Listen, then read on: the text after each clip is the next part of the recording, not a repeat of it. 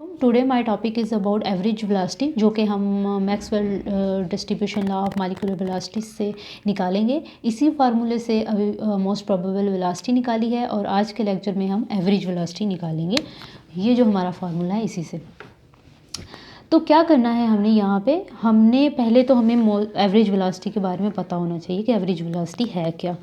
तो average velocity तब होती है कि हम जो वेलोसिटीज़ हैं C1, C2, C3 और टोटल नंबर ऑफ मॉलिक्यूल्स, ठीक है। तो हम इसको इस तरह से लिखते हैं और इसको हम ऐसे भी लिख सकते हैं, इसको हम ऐसे भी लिख सकते हैं 1/n लिख दिया। और यहाँ पे हम क्या वर्ड यूज़ करेंगे, इसको हम प्लस करने के बजाय लिख देंगे सुमेशन Ci, और इसी को हम चेंज करके एक और समेशन का मतलब होता है कि सारी वेलोसिटीज़ अंदर आ रही। इसी तरह मैथमेटिकल एक और टर्म है इंटीग्रेशन, उसका भी यही मतलब होता है कि सारी चीज़ों को इकट्ठा करके रखना। डिफरेंशिएशन का मतलब होता है कि पार्ट्स में सॉल्व करना। डिफरेंशिएशन का मतलब होता है कि कोई पार्ट हम टेम्परेचर के लिहाज से सॉल्व कर रहे हैं, डेरिवेट कर लें उसको, कोई किसी पार्ट को हम किसी और चीज़ के किसी फंक्शन के लिहाज से डेरिवेट करना, पार्ट्स में हम उसको सॉल्व करते हैं। और इंटीग्रेशन का मतलब होता है किसी चीज़ को अगर वो पार्ट्स में तो उसको इकट्ठा करना। तो समेशन की जगह हम इंटीग्रेशन का साइन भी लगा सकते हैं। इंटीग्रेशन हम लगाएंगे कहाँ से लेके कहाँ तक आप इसको इकट्ठा कर रहे हैं, 0 से लेके इन्फिनिटी तक। तो जब हम इंटीग्रेशन लगाते हैं तो साथ में हम डेरिवेटिव भी लगाते हैं। ये मैथ का रूल है, DNC का मतलब है number of molecules having velocity c, ठीक है। तो इसको फिर हम इकट्ठा करके ऐसे भी लिख सकते हैं DNC, और ये n जो है वो अगर इसी के ऊपर नीचे लिखते हैं तो हम इसको ऐसे भी लिख सकते हैं। तो एवरेज वेलोसिटी को लिखने के ये सारे मेथड हैं, ऐसे लिख लें, ऐसे लिख लें, ऐसे लिख लें, ऐसे लिख लें। यहाँ पे जो हमारा डिज़ायर्ड मेथड है वो ये वाला मेथड है, क्योंकि इसी से हम ये जो है सॉल्व करेंगे। अब आप देखें कि यहाँ DNC/n लिखा हुआ है, तो हमारे पास जो फार्मूला है उसमें क्या लिखा हुआ है वो हम देख लेते हैं। मैं यहाँ पे दोबारा लिख देती हूँ ताकि आपको नज़र आए।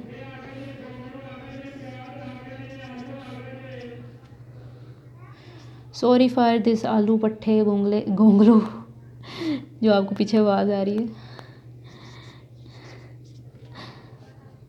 बस ऐसे ही है। तो देखें, आप देख सकते हैं कि ये जो हमारा ये पोर्शन है इसमें कौन कौन सी चीज़ें हमारे पास हैं।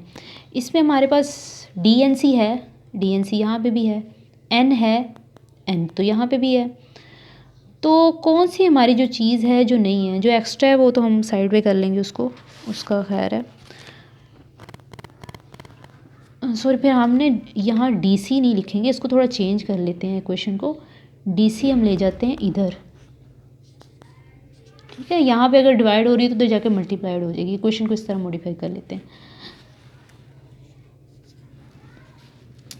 अब क्या है कि हमारे पास DNC है, इधर N भी है। क्या चीज़ यहाँ पे नहीं है, अगर हमने एवरेज वेलोसिटी का फार्मूला यहाँ पे लगाना है तो हमें इस साइड से C के साथ अगर मल्टीप्लाई करके उसको इंटीग्रेट कर दें तो हम इस पोर्शन को, इक्वेशन की इस साइड को इसके इक्वल लिख सकते हैं, ठीक है। बाकी सारी चीज़ें यहाँ पे हैं, DNC भी है, N भी है, C नहीं है और इंटीग्रेशन का साइन नहीं है। तो वो चीज़ें अगर हम यहाँ पे लगा दें तो अगर लगाने के बाद हम इसको C एवरेज के इक्वल लिख सकते हैं। तो ज़ाहिर बात है एक साइड पे तो लगाएंगे नहीं, अगर कुछ लगाना है तो इक्वेशन के दोनों साइडों पर लगाएंगे।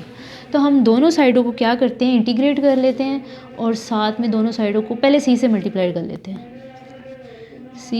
DNC, C के साथ मल्टीप्लाई करेंगे हम 4π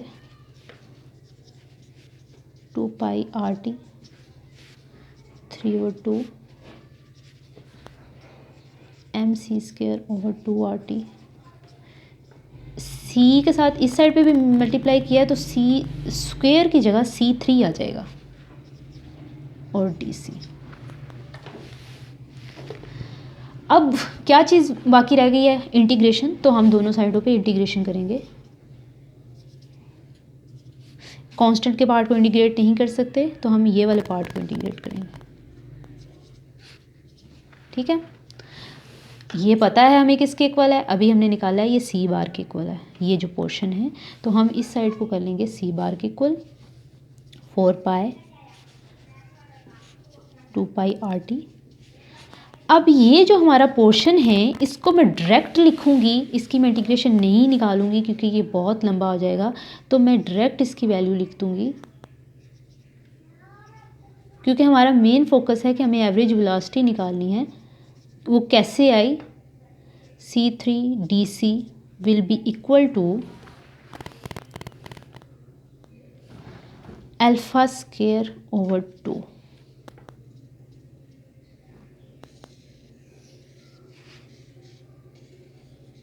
तो ये जो इंटीग्रेशन का सोल्यूशन है वो होगा अल्फा स्क्वायर ओवर 2। हम इसको डायरेक्ट लिख लेंगे, हम इसको सॉल्व नहीं करेंगे क्योंकि ये बहुत ज़्यादा लंबा हो जाएगा। इतना ये जो इंटीग्रेशन का पार्ट है हम उसका डायरेक्ट आंसर लिख लेंगे, अल्फा 4/2।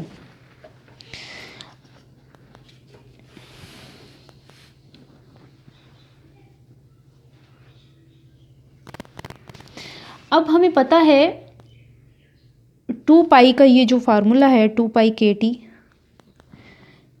अच्छा, इसको इक्वेशन को हम 2 पाई KT भी लिख सकते हैं। इक्वेशन के डिफरेंट फॉर्म्स थे तो हम इसको 2 पाई KT भी लिख सकते हैं। 2 पाई KT ना भी लिखें अगर हम 2 पाई RT के लिहाज से कर लें, लेकिन हम KT लिख लेते हैं। अगर हम KT के लिहाज से ये वाली इक्वेशन यूज़ करेंगे मैक्सवेल लॉ की, तो हमारा यहाँ पे स्मॉल m आएगा, ठीक है, और यहाँ पे K आएगा।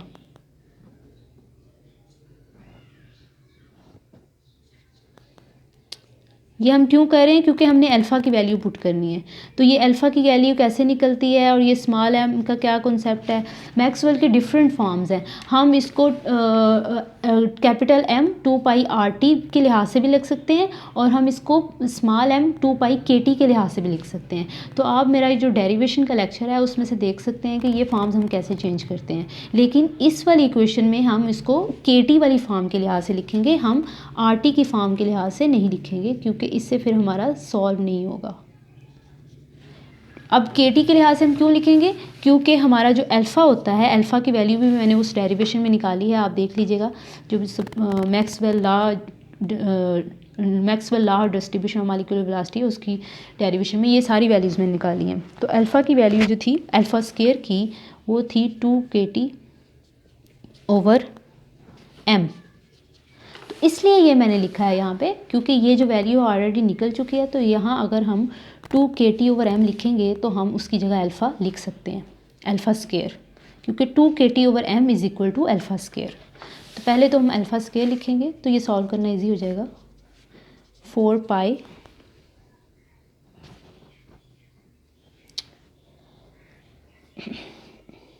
अब अल्फ़ा स्क्वायर को पहले हम, चलो मैं अंदर ही लिख लेती हूँ अल्फ़ा स्क्वायर।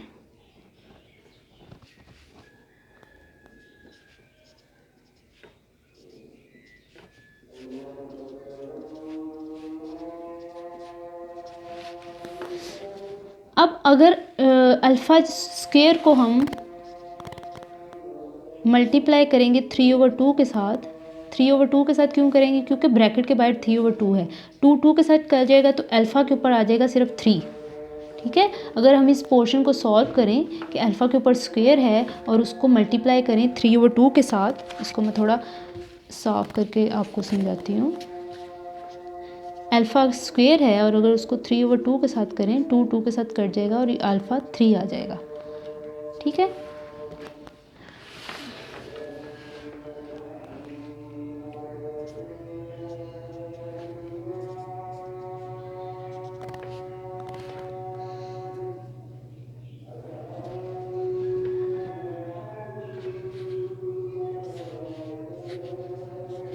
अल्फ़ा 3 आ जाएगा यहाँ पे और यहाँ पाई के ऊपर 3/2 ही रहेगा।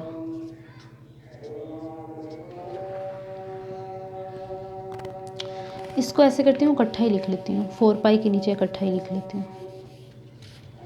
4 पाई ओवर अल्फ़ा 3 पाई 3/2 और फिर आ जाएगा अल्फ़ा 4/2। अब जो अल्फ़ा 4 है वो अल्फ़ा 3 के साथ कट जाएगा, नीचे सिर्फ एक अल्फ़ा रह जाएगा। 4 पाई ओवर अल्फ़ा 3/2।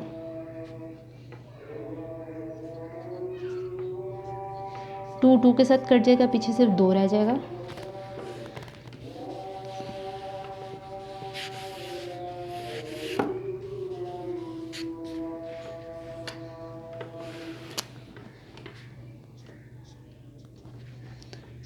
टू पाई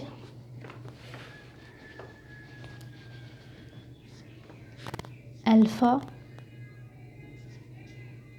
3/2। अब पाई वाला पोर्शन भी हम सॉल्व कर सकते हैं। जो पाई ऊपर है तो नीचे आके वो माइनस में हो जाएगा, तो ये इस तरह से सॉल्व होगा 3/2 -1। तो अगर हम एलसीएम वाला ये पोर्शन सॉल्व करें तो पाई के ऊपर हाफ आता है।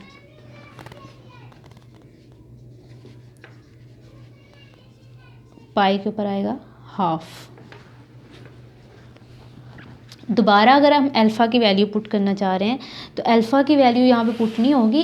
हमारे पास अल्फ़ा स्क्वायर की वैल्यू थी 2kT/m, और अगर अल्फ़ा की वैल्यू करनी हो तो उसके ऊपर अंडर रूट आ जाएगा 2kT/m। ये अंडर रूट वाली वैल्यू यहाँ पे पुट होगी। ओके, तो ये हम पोर्शन थोड़ा सॉल्व कर लेते हैं। वैल्यू सारी पुट करें।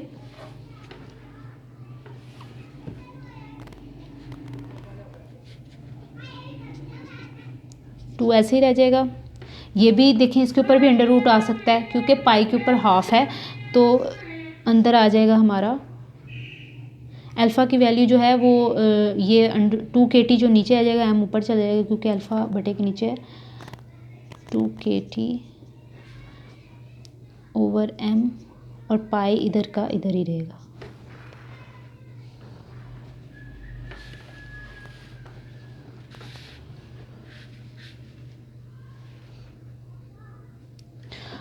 सॉरी, यहाँ पे ना थोड़ी गड़बड़ हो गई आई थिंक। पाई, ये जो अल्फ़ा है वो अल्फ़ा 3 के साथ कट है, तो अल्फ़ा ऊपर आएगा, नीचे नहीं आएगा। अल्फ़ा 4 है ना यहाँ पे, यहाँ अल्फ़ा 3 है, तो यहाँ पे अल्फ़ा आएगा। ठीक है, ऊपर आएगा अल्फ़ा।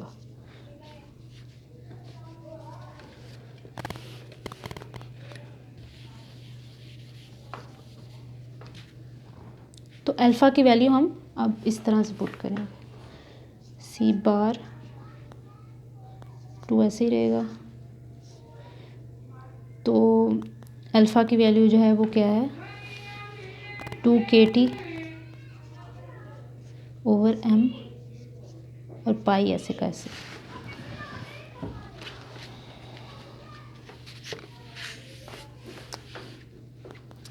अब क्या है, जो ये जो आपका पोर्शन होता है ना, इसको हम इसके इक्वल लिख सकते हैं। कैसे? क्योंकि आप इसको देख लें, इसको हम ऐसे लिख सकते हैं ना 8 वाले अंडर रूट को, तो इसको फिर हम ऐसे भी लिख सकते हैं। ठीक है, ये अंडर रूट के साथ कट जाएगा तो पीछे रह जाएगा। तो ये जो पोर्शन है, ये जो अंडर रूट 2 है, उसकी जगह हम अंडर रूट 8 लिख सकते हैं। अंडर रूट 8 को अगर सॉल्व करें तो इवेंचुअली इसके बराबर आ जाता है। अंडर रूट 8 में 2 * 2 4, 4 2 8, 8 हो जाता है। और 2 का यहाँ पे ये दो जो 2 हैं उसका स्क्वायर आ जाएगा, स्क्वायर अंडर रूट के साथ कट जाएगा, और ये जो है 2 बाहर आ जाएगा और एक अंडर रूट के अंदर आ जाएगा। तो इस दोनों की जगह हम अंदर अंडर रूट में 8 लिख सकते हैं। तो ये जगह C⁻ = 8kT/m। तो ये है हमारी एवरेज वेलोसिटी का फार्मूला। और हमें पता है 8 जो है अंडर रूट, उसकी वैल्यू क्या आती है 1.59 kT/m।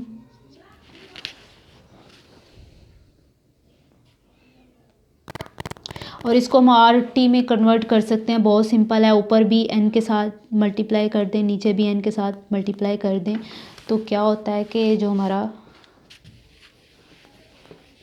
मल्टीप्लाई कर दें 1.59, तो जो हमारा K/n होता है वो R के इक्वल होता है, और जो हमारा mn होता है वो कैपिटल M के इक्वल होता है। तो मल्टीप्लाई किया ना ऊपर और नीचे एन, तो एम एन की जगह हम कैपिटल एम लगा सकते हैं और के ओवर एन की जगह के एन सॉरी के एन की जगह हम आर लगा सकते हैं।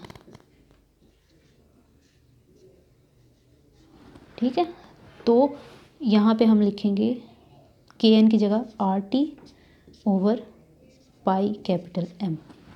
तो हम इस फॉर्म में भी इसको लिख सकते हैं और इस फॉर्म में भी लिख सकते हैं, जो आपकी मर्ज़ी है। तो ये हो गया हमारी average velocity. I hope you understand it. If you have any question you can ask in comment box below and don't forget to like, subscribe and share. Allah Hafiz.